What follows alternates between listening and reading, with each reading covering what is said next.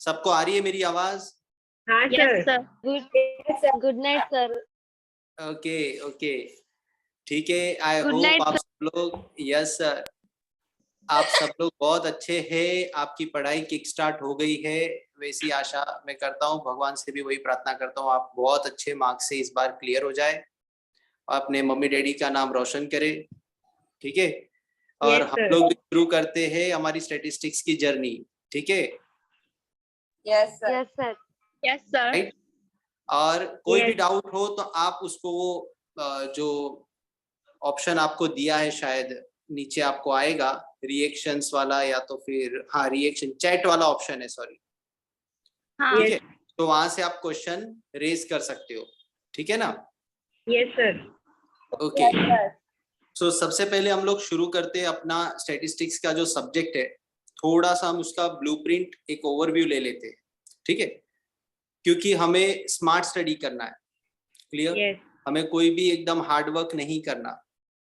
Even इस बार भी जो मार्क्स आए वो ओवरऑल अगर हम रिजल्ट देखें गुजरात का, बहुत ही डाउन रिजल्ट था। लास्ट ईयर गुजरात में 89% रिजल्ट था कॉमर्स का, जो घट के 73% हो गया, राइट। और इवन मेरे ख्याल से जहां तक मेरी नॉलेज है, अक्षत को जो स्टैटिस्टिक्स में मार्क्स आए वो शायद हाईएस्ट ही है, क्लियर। जिस तरह का पेपर आया था, जिस तरह का चेकिंग हुआ, ओवरऑल पेपर थोड़े से टफ चेक हुए थे, क्लियर। और मैं आशा करता हूँ ये इस बार ये लोग इस तरह की कोई गलती नहीं करेंगे, क्लियर है। तो पहले हम इसका ब्लूप्रिंट ले लेते हैं कि भाई चैप्टर कौन कौन से पढ़ने हैं। हर चैप्टर की वेटेज मैं आपके सामने लिख देता हूँ।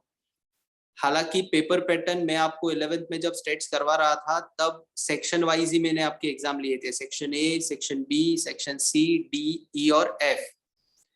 तो सेक्शन वाइज ही पेपर पैटर्न होगा, बट हमें जो चैप्टर्स पढ़ने हैं, हर चैप्टर के नाम, उसकी थोड़ी सी ब्रीफ और कितने मार्क्स की उसकी वेटेज है, वो हम पहले क्लियर कर लेते हैं, ठीक है। ओके, सो जरा बोर्ड पे आ जाएंगे आप लोग। बोर्ड आपको पूरा दिख रहा है everyone? Yes, sir. Yes sir. Okay okay, so बच्चों स्टैटिस्टिक्स में आपको दो बुक मिली है, part 1 and part 2। Part 1 and part 2, ठीक है। दोनों पार्ट के अंदर पार्ट 1 के अंदर आपको 4 चैप्टर्स है, पार्ट 2 के अंदर आपको 5 चैप्टर्स है, ठीक है। पार्ट 1 के अंदर आपके 4 चैप्टर्स है। Chapter number 1 is index number, जिसकी वेटेज बच्चों 12 मार्क्स की है। पूरे क्वेश्चन पेपर में 12 मार्क्स के क्वेश्चन इस चैप्टर से सेट होंगे। Multiple choice question, 1 sentence question और शॉर्ट क्वेश्चंस, और लास्ट में सेक्शन एफ में एक आध क्वेश्चन यहां से कवर होगा। चैप्टर 2 लीनियर कोरिलेशन, इसकी वेटेज 12 मार्क्स, ये भी 12 मार्क्स से कवर होगा पूरे पेपर में। चैप्टर 3 लीनियर रिग्रेशन, ये भी कवर होगा 12 मार्क्स। और 4th chapter time series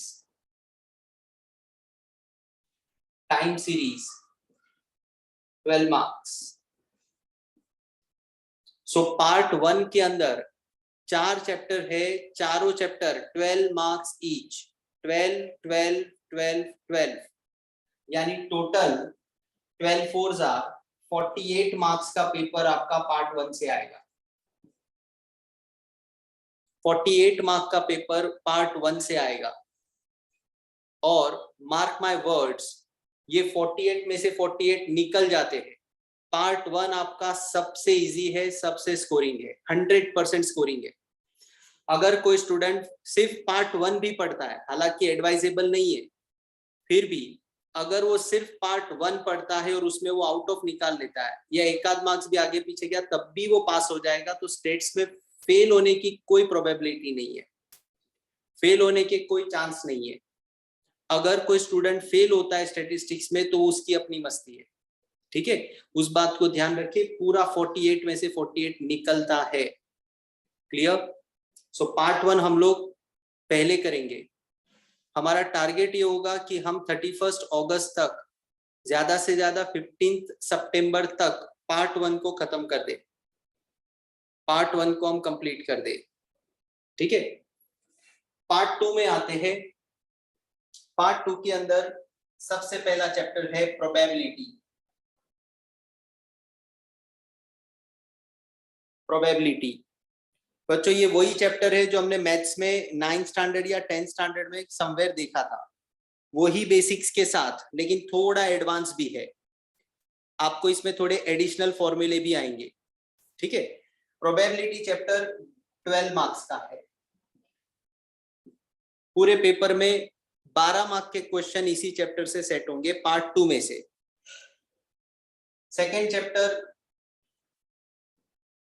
random variable and discrete probability distribution। बच्चों ये चैप्टर का नाम ही है, नाम, डैडी का नाम, सरनेम, गांव का नाम, पूरा इतना बड़ा चैप्टर का नाम ही है, random variable and discrete probability distribution, ठीक है। इस चैप्टर की वेटेज है 10 मार्क्स की। 10 मार्क्स का सेट होगा इस चैप्टर में से पूरे पेपर में। बच्चों राइटिंग समझ में आ रही है सबको? Yes sir. Yes, sir. और बड़ा लिखूं? नहीं चलेगा। No, sir. परफेक्ट है ना एकदम? Yes. Yes, but sir.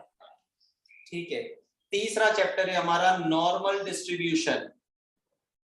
Normal distribution ये चैप्टर भी 10 मार्क्स की वेटेज रखता है, 10 मार्क्स। फोर्थ चैप्टर है हमारा लिमिट्स, इसकी वेटेज 10 मार्क्स। और फिफ्थ चैप्टर है हमारा डिफरेंशिएशन,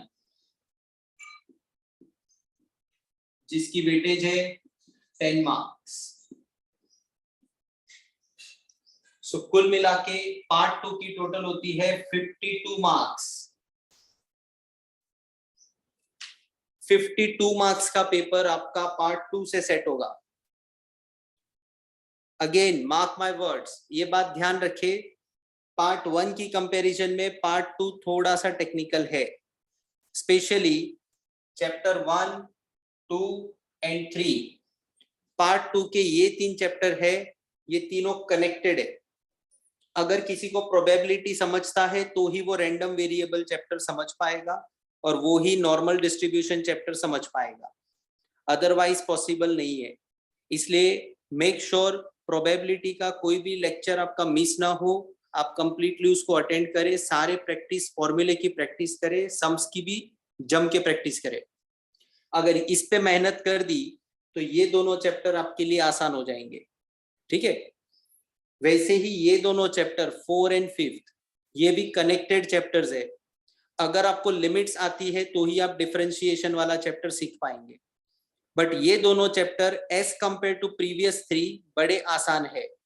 तो हो सकता है कि ये 4 खत्म होने के बाद मैं आपको ये 2 चैप्टर्स करवा दूं, क्योंकि ये छोटे भी है और जल्दी हो जाए और इजी भी है, ठीक है। So all in all 48 plus ये 20, 48 प्लस 20 मार्क्स चैप्टर 4 और 5 का, 68 में से 68 आराम से निकलते, 68 में से 68 आराम से निकलते। अब जो आप लोगों के बीच में भी डिफरेंस पड़ेगा या ओवरऑल जो सबके मार्क्स डिफरेंट होंगे, that will only because of 1, 2 and 3। आप ये 3 चैप्टर में कैसे परफॉर्म करते हैं, ठीक है। क्योंकि अगर इसकी टोटल लगाए 12 plus 10 plus 10 32 marks, correct. 32 marks आपके थोड़े कॉम्पिटिटिव सिलेबस से आएगा, ये ऐसा सिलेबस है भाई, इसके लिए दिमाग भी लगाना है, फॉर्मूला भी लर्न करना है, प्रैक्टिस करनी है, और सम्स को भी सीखना है और प्रैक्टिस करनी है। बाकी के जो चैप्टर्स है वे बड़े आसान है, इजी टू अंडरस्टैंड, सम्स भी एकदम लिमिटेड है। क्लियर? सो कुल मिला के 9 चैप्टर्स है हमारे। We will try to complete it by December. हम कोशिश करेंगे दिसंबर तक पूरा किताब आपका खत्म हो जाए, ताकि जनवरी मंथ से हम चैप्टर बाय चैप्टर हर एक चीज का रिवीजन भी लेते जाए। ठीक है? सो ये टोटल 9 चैप्टर्स है। क्लियर? पेपर पैटर्न बिल्कुल वही है। सेक्शन ए होगा मल्टीपल चॉइस, सेक्शन बी होगा आपका answer in 1 sentence, section C होगा शॉर्ट प्रॉब्लम्स, ये 1 मार्क्स ईच है, ये 1 मार्क्स वाले, ये भी 1 मार्क्स वाले,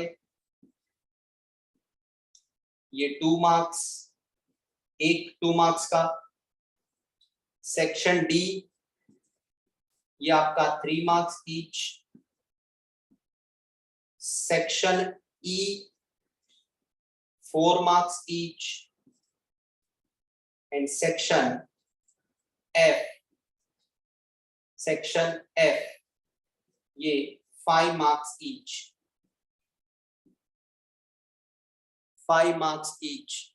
यानी सेक्शन ए के एक क्वेश्चन का वेटेज 1 मार्क का है, यहां मल्टीपल चॉइस आते हैं। सेक्शन बी 1 मार्क का एक question answer in 1 sentence. Section C short problems 2 marks का एक। सेक्शन डी अगेन उससे थोड़े बड़े प्रॉब्लम 3 मार्क्स का ईच। सेक्शन ई उससे भी थोड़े बड़े प्रॉब्लम्स 4 मार्क्स ईच, और सेक्शन एफ बड़े प्रॉब्लम्स 5 मार्क का एक। अब मजेदार बात यह है, सेक्शन एफ है ना आपका, सेक्शन एफ ये 1 2 3 4 इसी चैप्टर से आता है, यहां से कुछ नहीं आता। आई एम रिपीटिंग, आपका सेक्शन एफ जो है वो स्टैटिस्टिक्स के पार्ट 1 से बना हुआ है, पूरा पार्ट 1 से बना हुआ है, एक भी क्वेश्चन उसका पार्ट 2 से नहीं आता। ठीक है? सो एकदम स्मार्ट रहिएगा। जब भी आप 100 मार्क का पेपर प्रैक्टिस करें, जैसे हमारा फर्स्ट सेमेस्टर आएगा और फिर प्रीलिम्स आएगी, ठीक है, और इसके बाद भी हम लोग पेपर सॉल्यूशन करते हैं, राइट? तो इसके अंदर आपकी स्ट्रेटेजी क्या होगी? हमेशा सेक्शन ए बी सी के बाद एफ सेक्शन अटेम्प्ट करना है, ए बी सी के बाद एफ सेक्शन अटेम्प्ट करना है, और डी और ई है उसको आराम से सॉल्व करना है, क्योंकि सेक्शन डी और ई आपका ज्यादातर पार्ट 2 से बना होता है, मैक्सिमम क्वेश्चन पार्ट 2 के होते हैं। क्लियर?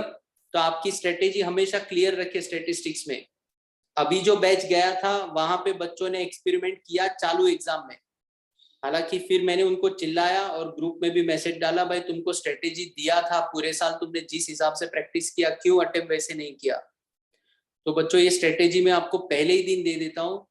स्टैटिस्टिक्स का एग्जाम लिखते वक्त सेक्शन ए बी सी और एफ हमेशा अटेम्प्ट करना है। डी और ई धीरे धीरे करे, स्लोली करे, एक एक क्वेश्चन बाय क्वेश्चन जाए। क्लियर है? ठीक है? Yes, sir. Yes, sir. हम लोग फर्स्ट चैप्टर से शुरू करेंगे, that is index number. Clear? Yes. Yes, sir.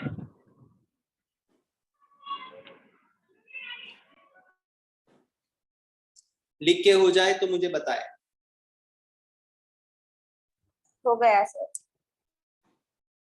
हो गया सर। हो गया? ठीक। कृपा, श्री, भूमिका, सबका हो गया? सर हो गया। गुड। Yes, मेरी sir, हो आवाज गया। बराबर आ रही है ना आपको? हाँ सर। हाँ सर। ठीक हाँ, ठीक, sir. Yes, sir. ओके। चलो, सो हम चैप्टर 1 से शुरू करते हैं, that is index number. Okay, part 1 को एकदम पूरा रट्टा कर लेना है, क्योंकि 48 में से 48 निकल जाने चाहिए, और ये 20 मार्क्स पार्ट 2 के 4 और 5। क्लियर? चलो, सो हम शुरू करते हैं chapter number 1, that is index number.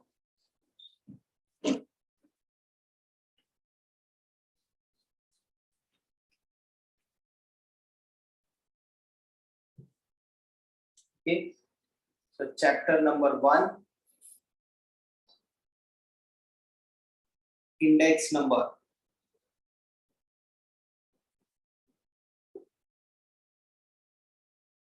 ठीक है, चलो क्या होता है इंडेक्स नंबर। एकदम बेसिक बात से मैं शुरू करता हूं कि हम जो इंसान है, ह्यूमन बीइंग, हम अलग अलग तरह के गुड्स को कंज्यूम करते हैं। गुड्स क्या करते हैं? कंज्यूम, यानी कि यूज करते हैं। Specially eatables like wheat, rice, sugar, है ना। इन सारे प्रोडक्ट को क्या करते हैं? हम कंज्यूम करते हैं। क्लियर? लेकिन ये प्रोडक्ट की जो प्राइसेस है, ये प्राइसेस कभी सेम नहीं होती। ये प्रोडक्ट की प्राइसेस क्या होती है? बदलते रहती है, चेंज होती रहती है। स्पेशली इंक्रीज ज्यादा होती है, डिक्रीज तो कम ही देखने मिलता है। क्लियर? सो व्हीट, मान के चले कि 2015 के अंदर व्हीट का प्राइस अगर 40 रुपया किलो था, 2016 में वही प्राइस बढ़ के हो गया 45 रुपया किलो। उसी तरह राइस के अंदर भी अगर 2015 में उसकी प्राइस 30 रुपीज थी, 2016 में वो कितनी हो गई? 36 रुपीज। शुगर जो पहले 15 रुपए किलो हुआ करता था, अब उसकी प्राइस बढ़ के कितनी हो गई? 20 रुपए किलो हो गई। तो इन प्राइसेस में क्या आता है? चेंज आता है। ये प्राइसेस कभी सेम रहती नहीं है। क्लियर? कितना चेंज आता है? तो व्हीट के केस में देखिए, व्हीट 40 रुपए से कितना हो गया? 45 रुपए, यानी 45 रुपीज माइनस 40 रुपीज, यानी इंक्रीमेंट कितने का हुआ? 5 रुपए का इंक्रीमेंट हुआ पर किलो, पर केजी। क्लियर? राइस के केस में देखें, राइस 30 रुपीज से कितना हो गया? 36 रुपीज। तो 36 माइनस 30, यानी कितना रुपीज इंक्रीज हो गया? 6 पर केजी। उसी तरह शुगर के अंदर रेट क्या था? 15 रुपीज, कितना हो गया? 20 रुपीज। सो 20 माइनस 15, यानी कितना इंक्रीमेंट हुआ? 5 रुपीज पर केजी। तो बच्चों इस तरीके से हम कोई भी प्रोडक्ट हो, उसकी प्राइसेस में आने वाले चेंजेस को कैलकुलेट कर सकते हैं। ठीक है? इस मेथड को कहते हैं एब्सोल्यूट मेजर। क्या कहते हैं? Absolute major. यानी हमारे देश में जब भी कोई प्रोडक्ट की प्राइसेस बदलती है, तो स्टैटिस्टिशियन पहले इस मेथड की मदद से उसकी प्राइसेस के डिफरेंसेस को निकालता है और जज करता है, कंक्लूड करता है कि हमारे देश में इन्फ्लेशन आया कि नहीं आया। जैसे व्हीट इस एग्जांपल में देखे, 5 रुपया उसके दाम बढ़ गए, राइस का आपका 6 रुपए का दाम बढ़ गया और शुगर में 5 रुपए का दाम बढ़ गया। तो एक स्टैटिस्टिशियन जब देश में इन्फ्लेशन निकालता है, इन्फ्लेशन मतलब a situation of constant rise in price, जब गुड्स की प्राइसेस में कॉन्स्टेंटली इंक्रीमेंट आते रहता है तो उसको हम क्या कहते हैं? इन्फ्लेशन। तो देश में जब भी कंज्यूमर प्रोडक्ट है, जो कंज्यूमेबल प्रोडक्ट है, उसकी प्राइसेस में जब भी डिफरेंस आता है, तो वो डिफरेंस निकालने के लिए जो मेथड यूज करते हैं, उस मेथड को कहते हैं एब्सोल्यूट मेजर। क्लियर है? लेकिन एब्सोल्यूट मेजर की प्रॉब्लम क्या है कि उसके लिए आपको ये यूनिट का इस्तेमाल करना पड़ता है। मतलब ये जो आपका 5 रुपया आंसर आया, तो 5 के आगे भी रुपीज लिखना पड़ता है और केजी लिखना पड़ता है। राइस के केस में भी 6 के आगे रुपीज लिखना पड़ा और बाद में केजी लिखना पड़ा। शुगर के केस में भी 5 के आगे रुपीज लिखना पड़ा, केजी लिखना पड़ा। तो हमारे देश में ऐसे खाने पीने की तो हजारों चीजें हैं और हर चीज का यूनिट अलग अलग है। जैसे ये सारी चीजों में एक समानता है कि केजी के अंदर डिनोट होते हैं। वैसे दूध होगा तो किसमें डिनोट होगा? लीटर में। ऑयल होगा वो भी लीटर में। आ रहा है समझ में? बनाना है तो वो डजन में। बात डाइजेस्ट हो रही है? तो आपको हर एक प्रोडक्ट का क्या याद रखना पड़ता है? यूनिट ऑफ मेजरमेंट याद रखना पड़ता है, ये कि कौन सा चीज केजी में इंक्रीमेंट करता है, कौन सा चीज मीटर में, कौन सा चीज सेंटीमीटर में, कौन सा चीज लीटर में, कौन सा चीज टन में, कौन सा चीज डजन में, कौन सा चीज पीसीस में भी होता है, जैसे एग्स जो आप चुपके खाते हैं ना चाइनीज कॉर्नर में जाके, वो जो एग है वो पर पीस देखा जाता है, एक अंडे का रेट कितना, एक अंडे का रेट कितना। तो वैसे तो फिर आपको इस मेथड को यूज करने के लिए सारे प्रोडक्ट का यूनिट ऑफ मेजरमेंट रट्टा होना चाहिए। तो क्या स्टैटिस्टिक्स में ऐसा कोई टूल है जिसकी मदद से हम बिना ये केजी और रुपीस के इस्तेमाल किए हम ये बता सके कि भाई हमारे देश में इंक्रीमेंट हुआ या इन्फ्लेशन आया? तो answer is yes, answer is yes.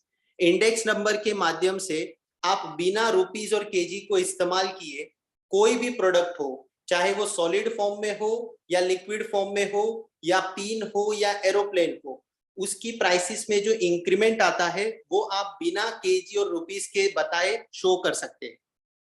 और उस टूल को कहते हैं इंडेक्स नंबर। उस टूल को हम क्या कहते हैं? Index number. Clear? So index number is a tool which shows percentage increase in the price of variable, percentage increase in the price of variable। Variable मतलब ये जो प्रोडक्ट है जो बदलते रहते हैं, इंसान अलग अलग प्रोडक्ट को कंज्यूम करता है, इस प्रोडक्ट की प्राइसेस में जो चेंज आता है, ये चेंज जब परसेंटेज में कैलकुलेट होता है तो उसको हम कहते हैं इंडेक्स नंबर। क्लियर है? Let us calculate. इसी एग्जांपल को देखिए इंडेक्स नंबर के माध्यम से कैसे बताते हैं। इसको नोट किया सबने? Absolute major. Yes, sir. Clear? Start किए। लिखो लिखो, कोई दिक्कत नहीं है।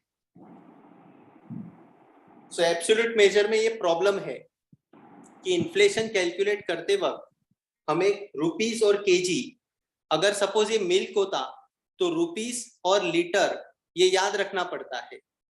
बात आ रही है समझ में? अंडा है तो रुपीस और पीस याद रखना पड़ता है। बनाना है तो रुपीस और डजन याद रखना पड़ता है।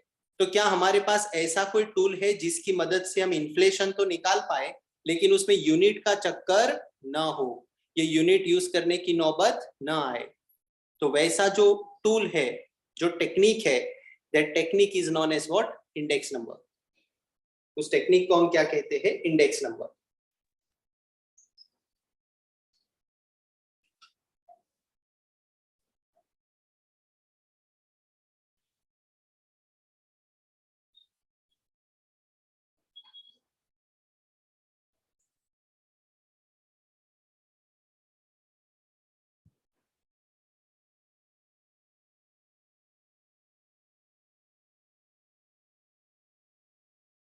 हो जाए तो मुझे खाली बता दे, ठीक है?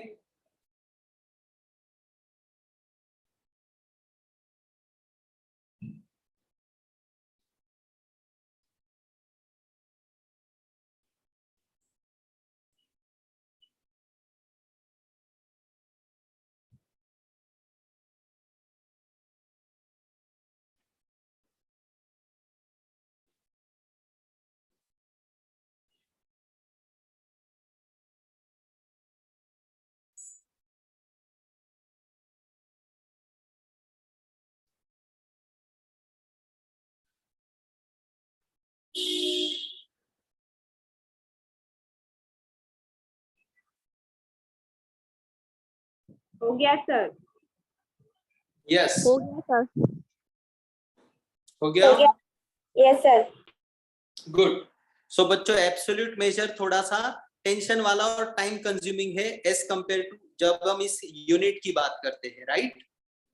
ठीक है, तो अब हम इंडेक्स नंबर की मदद से देखो इन्फ्लेशन निकालते हैं। क्लियर? बट उसमें केजी और रुपीस की नौबत नहीं आएगी, तो मैं यहां से इसको मिटा रहा हूं, ठीक है? Okay? Yes sir. Okay, sir. Yes sir. Okay, तो चलो एब्सोल्यूट मेजर को टक्कर देने के लिए एक नया टेक्निक आ गया, इंडेक्स नंबर। इंडेक्स नंबर क्या करता है? जो प्रोडक्ट है उसकी दो प्राइसेस लेता है।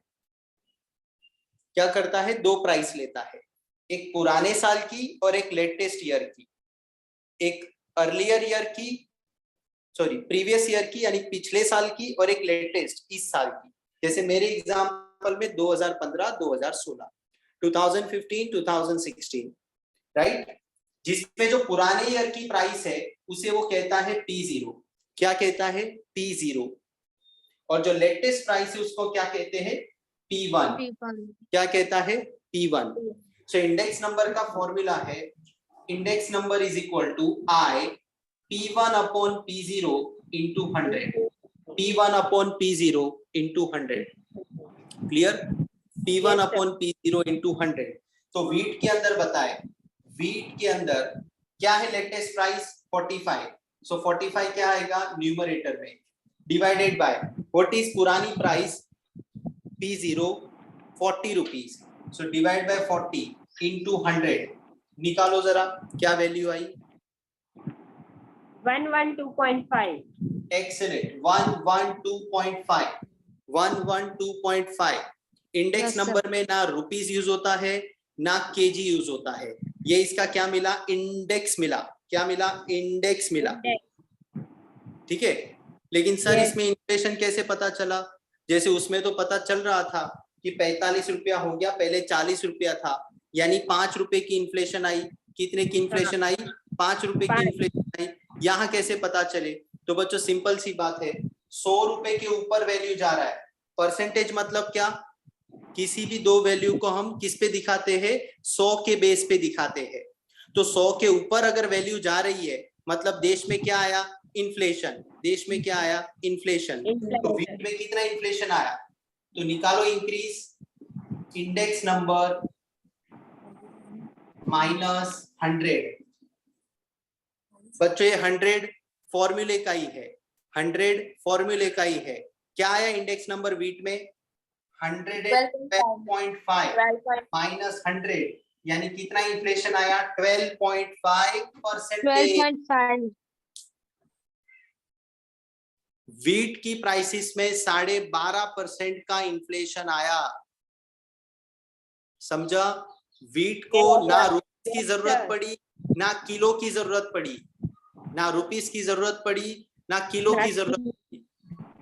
सो इंडेक्स नंबर एब्सोल्यूट मेथड जो था उसको टक्कर मार देता है, क्योंकि एब्सोल्यूट मेथड में आपको पहले तो प्रोडक्ट देखना पड़ता है, प्रोडक्ट की यूनिट ऑफ मेजरमेंट देखनी पड़ती है, फिर वो बताता है भाई इन्फ्लेशन आया। बट इंडेक्स नंबर वो टूल है जिसकी मदद से आप ये यूनिट जो है ना रुपीस और केजी वाला, वो चक्कर को ही खत्म कर देते हो और आप सीधा सीधा बताते हो भाई 12.5%, 3.5%, जितना भी आता है 100 के ऊपर। ये दिख रहा है 112.5। Yes. ये 100 के ऊपर गया है, 100 के ऊपर गया है, यानी मान के चलो वीट की प्राइस अगर 100 के बराबर थी, क्या पढ़ोगे? 100 के बराबर थी, लेकिन अब कितनी है? 112.5, यानी कितना इन्फ्लेशन आया? 12.5% का इन्फ्लेशन आया। तो इस टेक्निक को कहते हैं इंडेक्स नंबर। क्या कहते हैं? Index number. Clear? Index number को यूनिट ऑफ मेजरमेंट की जरूरत नहीं है। तो ये तो वीट था। उसी तरह हम किसको निकाल सकते हैं? सर राइस को भी निकाल के देखिए। बिल्कुल निकाले, राइस का फॉर्मूला भी वही लगेगा, P1 अपॉन P0 इंटू 100। क्या है राइस में P1? राइस का P1, सर P1 मतलब लेटेस्ट ईयर और P0 मतलब पुराना ईयर। ठीक है, इस चैप्टर का सीधा फंडा है। अगर आपको एग्जाम में 2 ईयर दिए हैं तो जो लेटेस्ट है वो P1 हो जाएगा, जो पुराना है वो P0 हो जाएगा। ये ध्यान रखे, अजम्पशन है इस चैप्टर का। मान के चले अगर एग्जामिनर इधर 2007 2008 लिखता है तो 2008 तुम्हारा क्या बनेगा? P1। 2007 बनेगा P0। अगर एग्जामिनर आपको इधर 2023 2022 देता है, यानी 2022 2023, तो 2023 क्या बनेगा? P1। 2022 P0, यानी पुराने साल को हम 0 कहते हैं और जो लेटेस्ट ईयर है उसे 1 कहते हैं। और P किसका लिखा है? P4 price. P4 price. Price of current year is compare with price of base year. Price of current year is compare with price of base year. और किसमें निकाला? इनटू 100, यानी परसेंटेज में। तो क्या बन गया? Index number. क्या बन गया? Index number. चलो राइस के अंदर देखिए, राइस का P1 क्या है? 36। P0 क्या है? 30 इंटू 100। निकाले जरा। 120. 120। करेक्ट, 120। अच्छा, इसमें भी इंक्रीज निकालो, यहाँ निकालो मैं Yes, sir. Increase formula index number minus 100, index number minus 100, तो राइस में कितना इंडेक्स आया 120, बेस कितना था 100, या 20% इंक्रीमेंट हुआ किसमें राइस के अंदर, राइस में। 20% इंक्रीमेंट हुआ राइस के अंदर। Right. दिख रहा है सबको, Yes, sir. Yes, sir. Clear है? कोई चक्कर नहीं रुपीस का, कोई चक्कर नहीं केजी का। आप अंडा खरीदो, दूध खरीदो, गोल्ड खरीदो, राइस खरीदो, व्हीट खरीदो, शुगर खरीदो, इलेक्ट्रिक बिल ले लो, रेंट एक्सपेंस ले लो, क्लोथिंग एक्सपेंस ले लो, एजुकेशन एक्सपेंस ले लो, कोई भी खर्चे में अगर इंक्रीमेंट आता है तो आपसे हम इसी तरीके से उसका इन्फ्लेशन निकालेंगे, और इस मेथड को कहते हैं इंडेक्स नंबर। इस मेथड को कहते हैं index number. Is that clear? Yes, sir. Yes, sir. ठीक है, चलो Yes. शुगर बाकी है, जरा शुगर को भी निकालो। Yes, sir. शुगर को निकालो और बताओ जरा उसमें कितना इंक्रीमेंट आ रहा है, इन्फ्लेशन आ रहा है।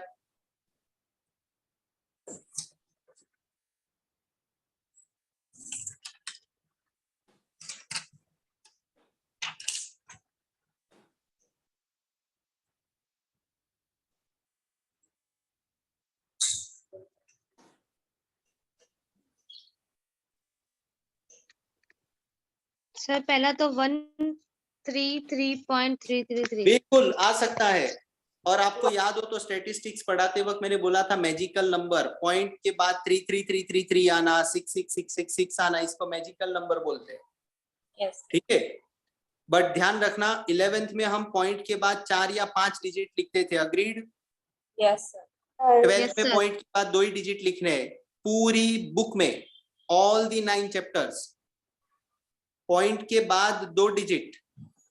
समझ रहा है आपको? Yes, sir.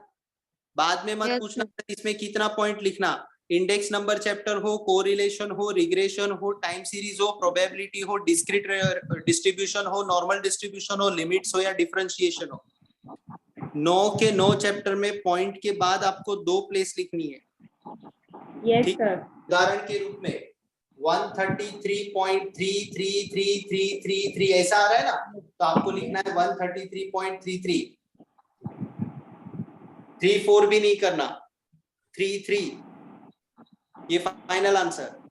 लेकिन ऐसा अगर आंसर आ रहा है, देखिए जरा 145.63785, तो इसको हम करेंगे 145 पॉइंट के बाद 2 डिजिट ही लिखने हैं, लेकिन तीसरा डिजिट अगर 5 या 5 से ज्यादा है तो आगे एक +1 हो जाएगा, तो 63 की जगह हो जाएगा 64। 4.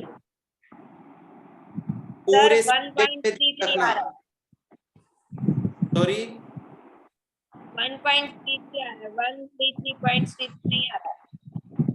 ये तो एग्जांपल है, मैंने कोई नंबर रैंडमली लिया बेटा, ऊपर तो नहीं, 130। मैं बोल रही हूँ सर।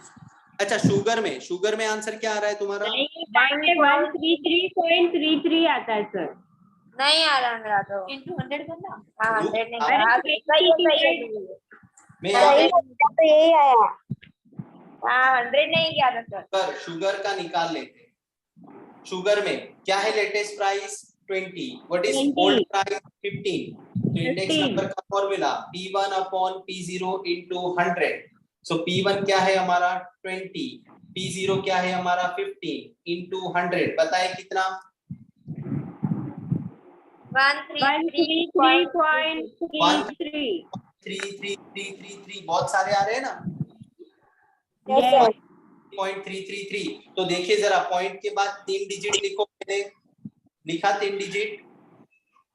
अब चेक करो थर्ड डिजिट 5 या 5 से ज्यादा है क्या?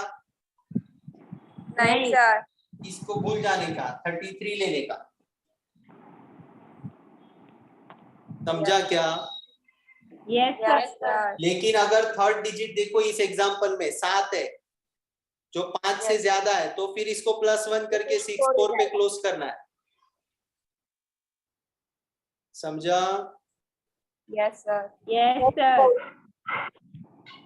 ठीक है, तो मुझे जरा बताओ शुगर में कितना इन्फ्लेशन आया, इंक्रीज का फॉर्मूला होता है index number minus 3.33%. Minus 33.33. 33.33%।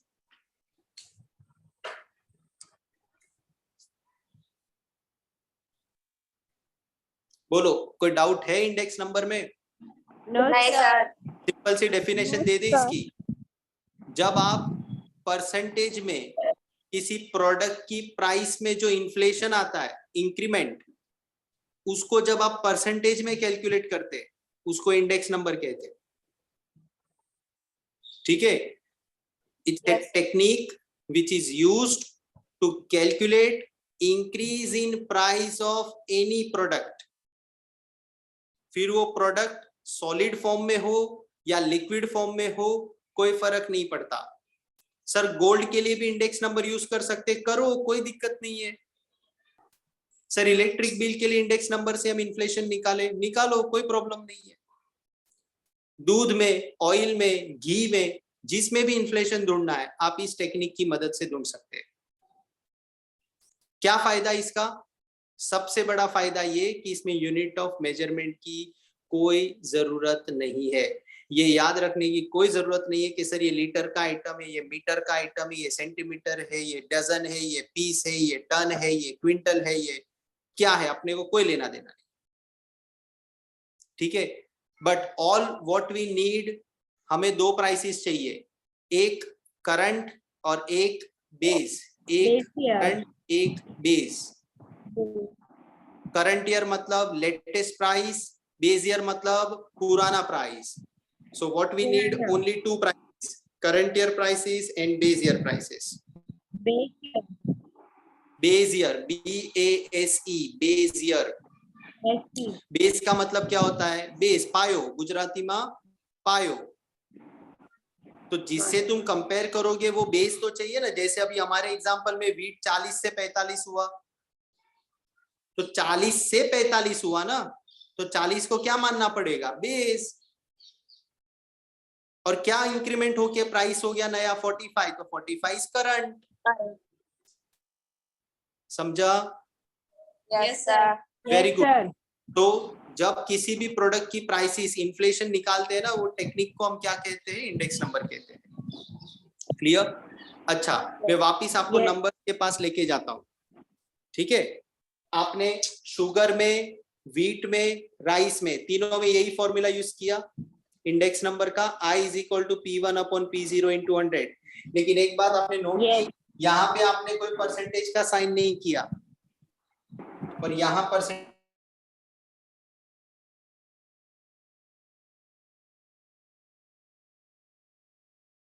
Unit of measurement नहीं होता। यानी इसका जो जवाब आता है वो सिर्फ नंबरों में लिखा जाता है, ना रुपीज, ना केजी, ना इवन परसेंटेज। बच्चों परसेंटेज भी नहीं लिखना। जबकि नियम के हिसाब से अगर हम किसी भी वैल्यू को टू द बेस 100 लाते हैं तो उसको परसेंटेज कहते हैं। यस और no? Yes sir. Lisa, yes sir. बेटा आया समझ में? Yes sir. अगर हम मैथमेटिक्स के अंदर किसी भी वैल्यू को 100 के बेस पे लाते हैं तो उसको परसेंटेज कहते हैं ना। Yes sir. लेकिन देखना, मैंने व्हीट में भी परसेंटेज का साइन नहीं लगाया, हाँ. शुगर में भी नहीं लगाया, राइस में भी नहीं लगाया। तो ये ध्यान रखना, इंडेक्स नंबर को किसी यूनिट की जरूरत नहीं है। लेकिन जब तुम इन्फ्लेशन निकालते हो, इंक्रीज, क्या इंक्रीज, तो इंक्रीज में आपको बताना पड़ता है भाई इतना टका इंक्रीमेंट हुआ। बात आई समझ में? इतना परसेंट इंक्रीमेंट हुआ। सो इंडेक्स नंबर अपने आप में कोई यूनिट नहीं रखता, लेकिन जब उसको इन्फ्लेशन में कन्वर्ट करते हैं तब हम उसको परसेंटेज में शो करते हैं। ठीक है? Yes sir. सो अगर आपको कोई बोले कि भाई शुगर का इंडेक्स क्या है, तो शुगर का इंडेक्स भाई 133.33 चल रहा है। अब आजकल लोग इतने स्मार्ट हो गए हैं कि इंडेक्स वर्ड को समझने लगे, तो आपको उसको कुछ फर्दर एक्सप्लेन करने की जरूरत ही नहीं है। उदाहरण के रूप में मैंने आपको पूछ लिया भाई व्हीट का इंडेक्स क्या चल रहा है, आपने बोला 125 सर चल रहा है सर, तो मैं स्मार्ट हूं, मुझे I know very well what is index number. So 125 अगर किसी प्रोडक्ट का इंडेक्स चल रहा है मतलब 25% इन्फ्लेशन है, सीधी सी बात, नो बकवास, विशाल सर की भाषा में। यस और no? Yes sir. Yes, sir. Index number अपने आप में क्या है? एक ऐसा मेजरमेंट है जिसको Yes, कोई sir. भी आजकल आम जनता भी समझ लेती है। क्लियर है? सो इंडेक्स नंबर को, ये है हमारा इंडेक्स नंबर। ठीक है, चलो अब मैं आपको पहले वापस लेके जाता हूं एब्सोल्यूट मेथड पे। जितना आप घिसोगे ना दिमाग को उतना आपके लिए अच्छा होगा। ठीक है, सम्स पे तो आ जाएंगे, कोई प्रॉब्लम नहीं है। मेन चीज है क्या? कॉन्सेप्ट क्लियर होना चाहिए। ठीक है, मैं वापस तुमको एब्सोल्यूट मेजर पे लेके जाता हूं। ठीक है, इसको हटा दूं मैं? Yes, sir. Yes, कृपा, sir. कृपा Yes, आई? sir. Yes, sir. हाँ बेटा, समझाई छे तने? हाँ सर समझाय છે। बढ़िया बढ़िया, ठीक। आने हटाऊं छू। अब मैं आपको वापस एब्सोल्यूट में लेके जाता हूं। सर एब्सोल्यूट मेथड से इन्फ्लेशन बताओ, एब्सोल्यूट मेथड से इन्फ्लेशन बताओ।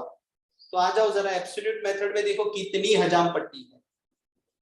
फिर आप खुद बोलोगे सर इससे अच्छा तो index number. Absolute major, wheat 40 से कितना प्राइस हो गया? 45, तो 45 Yes. minus 40 rupees, we got how much?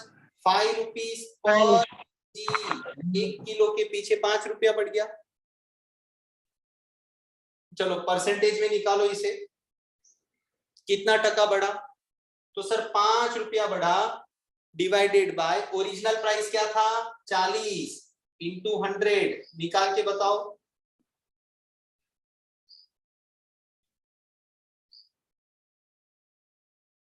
कितना आ रहा है? 12.5. Very good, 12.5. 12.5। 12.5%। चलो इंडेक्स नंबर में वीट का इंक्रीज देखो।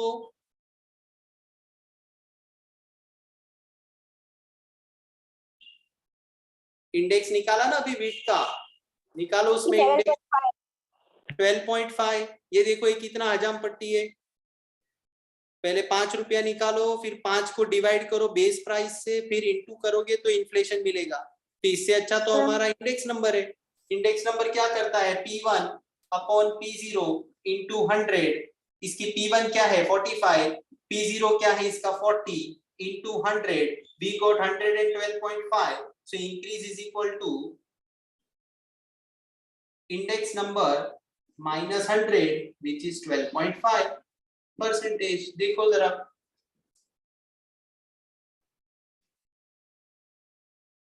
आया समझ में? Yes, sir. Yes sir. Yes, लेकिन इधर कितना नाटक है? रुपीस पर केजी लिखना पड़ता है। इधर ऐसा कोई तामझाम नहीं है, ये सीधा नंबर आंकड़े लिखता है और आंकड़ों में ही जवाब देता है। सिर्फ लास्ट में परसेंटेज का साइन लगाते हैं क्योंकि हमें इंक्रीज निकालना होता है। क्लियर? Yes sir. क्लियर है? ठीक है, आई होप ये बात आपको क्लियर हो गई। सो इंडेक्स नंबर की मैं डेफिनेशन लिखाता हूं और डेफिनेशन लिखेंगे। ठीक है, इसको हटा दूं मैं? Yes sir. एब्सोल्यूट मेजर करना है, लिखना है। Yes sir. नहीं लिख मत, लेकिन मैंने तुझे ब्रह्म ज्ञान दिया कि एब्सोल्यूट मेजर के अंदर इन्फ्लेशन जब भी निकालना होता है तो एक स्टैटिस्टिशियन को कितने त्रास होते हैं, यूनिट याद करना पड़ता है, फॉर्मूला याद करना पड़ता है, फिर पता चलता है इन्फ्लेशन आया। इंडेक्स नंबर में सिर्फ इतना ध्यान रखना है P1 अपॉन P0 इंटू 100, तो आपको इंडेक्स मिल जाती है। और इंडेक्स में से 100 बात कर देते हैं माइनस, तो में इन्फ्लेशन मिल जाता है। हाँ सर। सो इंडेक्स नंबर आम इंसान भी समझ सकता है, जिसको मैथमेटिक्स की जो मैथमेटिक्स की, केजी की, लीटर की, मीटर की कोई नॉलेज नहीं है। ये कोई भी व्यक्ति समझ सकता है, खाली उसको आंकड़े भरने आने चाहिए। P1 upon P0 into 100। Yes sir. बात आई समझ में? Yes sir. So let us write Yes, now sir. the Yes, sir. index number. definition of index number.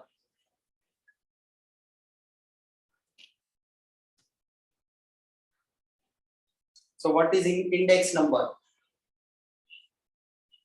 What is index number?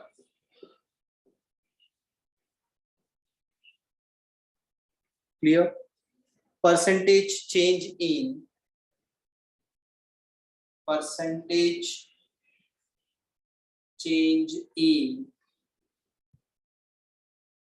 the value of variable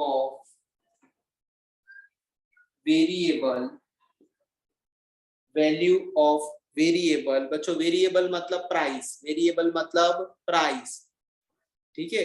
percentage change in the value of variable associated with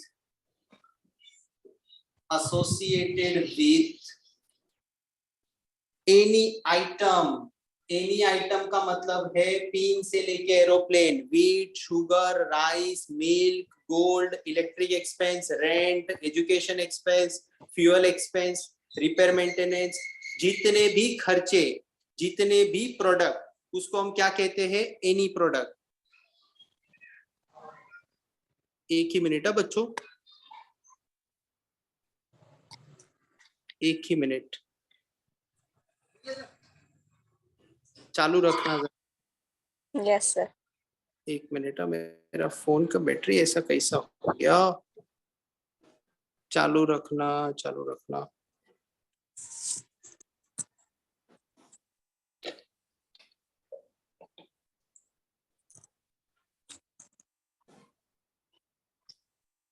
एक ही minute है बेटा।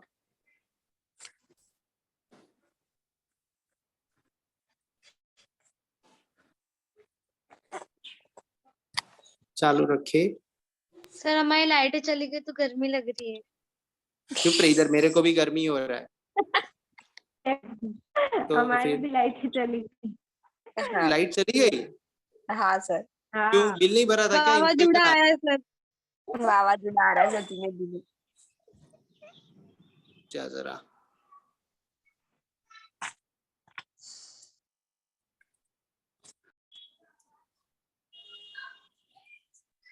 ठीक है, इसके लिए मैंने एक example लिया कि भाई कोई इंसान है, वो क्या खाता है? व्हीट खाता है, राइस खाता है, शुगर खाता है, लेकिन इनकी प्राइसेस क्या होती है? बदलते रहती है। तो बदलती है तो इसका मतलब इन्फ्लेशन आता है, और इन्फ्लेशन को हम परसेंटेज में निकालते हैं, और उसी को हम क्या कहते हैं? Index number. ठीक है, clear everyone? Yes sir. Okay, yes sir. ये ऊपर का हो गया लिख के चैप्टर वाला। Yes sir. बट इसके अंदर एक और फॉर्मूला भी सीखा। कैमरा बंद कर रहे हैं। क्या हो गया सर? वो उसका ही दिखता है, आपका दिखता ही नहीं है। किसका? लीजा तू का। एक काम कर, तू मेरा जो फोटो है ना उसको पिन कर दे ना। आपका कर रखा है ना? मेरा जो फोटो है उसको टैप कर और उसमें देख पिन ऑप्शन हाँ। आएगा, पिन अप कर दे। हाँ। तो मैं ही दिखूंगा। कर दिया सर। सब लोग वही कर दो। हाँ सर, हमने तो वही किया है। हाँ, हमने तो फिर मत करना, लिखना है अभी। चुप रहे, हत्याकांड में ऊपर का लिख रहा हूँ। ठीक है, एक और फॉर्मूला भी बच्चों देखा ना, कौन सा वाला? इंक्रीज का फॉर्मूला, यानी रियल इन्फ्लेशन तो ये है, इंडेक्स नंबर तो ओवरऑल परफॉर्मेंस देता है। 112.5 है ना व्हीट के एग्जांपल में, लेकिन क्या 112.5 अपने आप में इन्फ्लेशन है? नहीं, वो तो उसकी इंडेक्स है कि भाई वो 100 के ऊपर जंप करके 112.5 पे चला गया। तो इन्फ्लेशन के लिए क्या निकालना पड़ेगा? इंक्रीज। और इंक्रीज का फॉर्मूला क्या है? Index number -100। Index number -100। 100 फॉर्मूले का है, करेक्ट है। जैसे व्हीट वाले एग्जांपल में हमारा इंडेक्स नंबर कितना आया था? 112.5, और 100 माइनस किया, यानी इन्फ्लेशन कितना आया? 12.5%। क्लियर? सो इंक्रीज का आंसर तुम्हें किस में लिखना है? परसेंटेज में। बाकी इंडेक्स नंबर का कोई यूनिट ऑफ मेजरमेंट होता नहीं है। ठीक है, clear? Yes, now Yes, sir. Question, sir क्या इंडेक्स नंबर का आंसर 100 के नीचे आ सकता है? बेटा आ सकता है, बट रेयर चीज में। अगर कोई चीजें सस्ती हो जाती है, अगर कोई प्रोडक्ट सस्ता हो जाता है, तो वो केस में उसका इंडेक्स जो है वो 100 के नीचे जवाब देता है, 100 के नीचे उसका आंसर आता है। तो हम उसको कह सकते हैं कि भाई देश में इन्फ्लेशन नहीं है, ऊपर से चीजें क्या हो गई है? सस्ती हो गई है। क्लियर? क्या हो गया है? सस्ता हो गया है। आई बात समझ में? हाँ सर। yes, Yes, ये sir. डेफिनेशन हो गया लिख के सबका? yes, कृपा, लीजा, आयुषी, भूमिका, Yes, sir. Shri, Yes, sir. पक्का ना? Yes, sir. Yes, sir. कशिश, सर आपका बेबला कहाँ गया? ए चुप रहे, वो टकलू को अभी मत याद कर रहे बाबा, तू पहले इधर आ जा, ये इंपॉर्टेंट है। मेरा बैटरी 10% है और फोन चार्ज नहीं हो रहा है, ठीक है? थोड़ा सा रुक जाओ, ठीक है? इसको हटा दूं मैं? Yes, sir. yes, sir. Okay okay. अब मेरा सवाल अभी भी बच्चों वही खड़ा है कि क्या सर इंडेक्स नंबर का आंसर 100 के नीचे आ सकता है? तो बिल्कुल आ सकता है। Just look at this example कि गोल्ड का दाम, गोल्ड मान के चले 2015 में 25,000 पे था, 2016 में उसके दाम 20,000 हो गए। Now just look at in this case, which one is P1? Which one is P1? 2016. Very good. Let's हमेशा P1 होता है। Which one is P0? 2015. Yes, यानी ये बेस है। 2015 से 2016 तक गए ना प्राइस, तो ये लेटेस्ट हो गया, ये पुराना हो गया, ये करंट पीरियड हो गया, ये बेस पीरियड हो गया। ठीक है, अब एब्सोल्यूट मेजर को गोली मारो, इंडेक्स नंबर पे आ जाओ। सो I is equal to P1 upon P0 into 100. What is P1? 20,000 upon what is P0?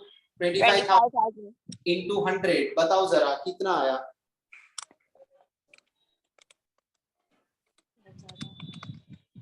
80, 80 है ना? 100 के नीचे जवाब आया, मतलब जो गोल्ड 100 रुपए का हुआ करता था अब वो 80 रुपए का हो गया। करेक्ट? Yes, sir. का हुआ Yes, sir. करता Sir. था हो गया, तो इसको इन्फ्लेशन नहीं कहते, इसको डिफ्लेशन कह सकते हैं या डिक्रीज कह सकते हैं। क्या हुआ? डिक्रीज हुआ। तो डिक्रीज का फॉर्मूला इंक्रीज का उल्टा होता है, इंक्रीज का उल्टा होता है, यानी ये हो जाएगा 100 minus index number. 100 minus index number, तो Sir 100 में 20 आएगा। 20, वेरी वेरी गुड, 20%, यानी 20% की गोल्ड में गिरावट है, क्योंकि उसका इंडेक्स 100 से गिर के कितना हो गया? 80 हो गया। आया समझ में? सो ऐसा जरूरी sir. कि इंडेक्स नंबर से इन्फ्लेशन ही समझ में आए।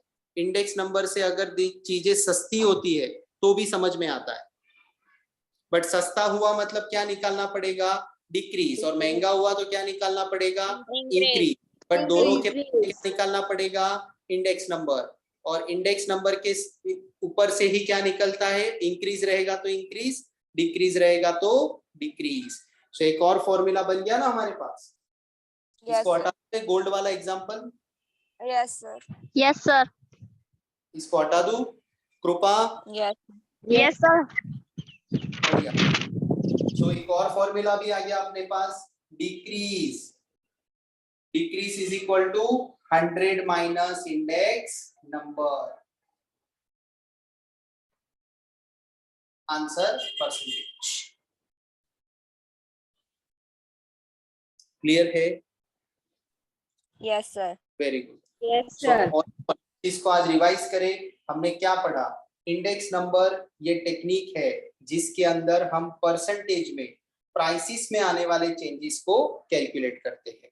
परसेंटेज में प्राइसिस में आने वाले चेंजेस को कैलकुलेट करते हैं। Clear? Yes, sir. Yes, sir. Okay, so आज यहाँ तक ही रखेंगे। कल मैं इसमें एक और कॉन्सेप्ट ऐड करूंगा, जनरल इंडेक्स नंबर, और फिर हम जाएंगे एक्सरसाइज 1.1 की तरफ। Yes, sir. Clear? Yes, sir. Yes, sir. पर बच्चों मैं तुम्हारे साथ ही हूँ, आपको लग रहा है क्या मैं दूर गया कहीं आपसे? नहीं सर।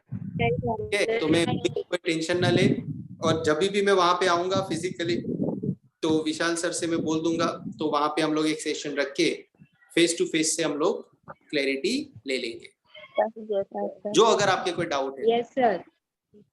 ठीक है ना? Yes, sir. Okay, Yes, sir. तो मिलते हैं हम लोग कल। कल मेरा लेक्चर शेड्यूल्ड है, ठीक है? Yes, sir. ओके, और सेशन थोड़ा लंबा चलेगा तो उस हिसाब से प्रिपरेशन करके बैठना। Clear? Yes, sir. Yes, sir. Okay बच्चों, चलो bye bye bye bye. Bye, sir. Bye, sir. Yes yes yes, bye bye.